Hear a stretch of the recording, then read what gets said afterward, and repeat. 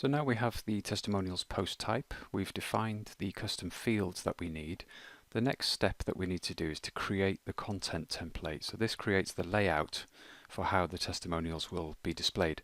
So from this Toolset dashboard screen, go along on the testimonials row there to the create content template options. It's named it for us, template for testimonials, so that's good. And then in this window here, we get to define the actual template. So to pull in the bits of information we need, we use this Fields and Views button. If we use the links across the top to take us straight to the bits we want, we're looking in this field group for testimonials. And there it is there. So we've got a few custom fields that we defined earlier, the headline, the image, the comment, the name and the website. So if we just click on headline for now,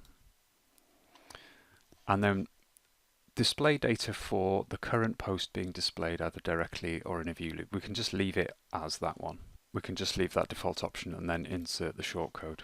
So what that does is it just tells the template to pull in whatever the headline is for that particular testimonial.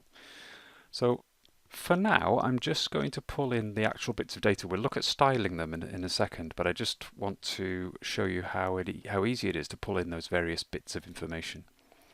So once again, we'll then pull in the image, and I'm just going to leave all these settings as the defaults. Apart from image size, I'm going to change it to thumbnail 150 by 150.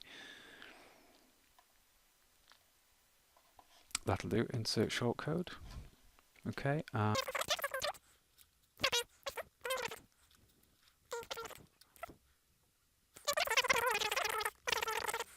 Okay, so this template, at the moment, all it does is pull in those various bits of information. Let's just save that.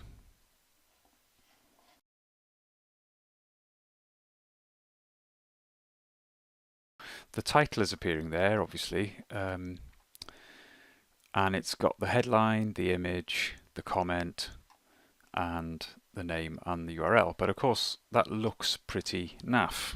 We would want to style that to make it look nice. But we needn't start from scratch there. We can look at other examples of testimonial systems that we like the look of and simply borrow the code. Okay, so here's a good example. This is a free plugin called Strong Testimonials. And this is an example of how their testimonials can be displayed.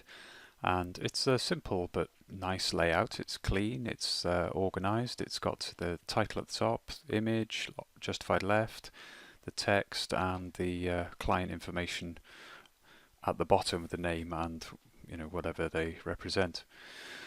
So if we look at this in something like Chrome, we can right click and inspect, and then we can see how they've divided up the various sections of the testimonial into these special div classes. So you've got your testimonial content, the client information, there's an overall div that defines the box around the outside and the padding and so on. And by clicking into these, we can see over here on the right hand side the dimensions of the border, the padding and the text align and all those kinds of things.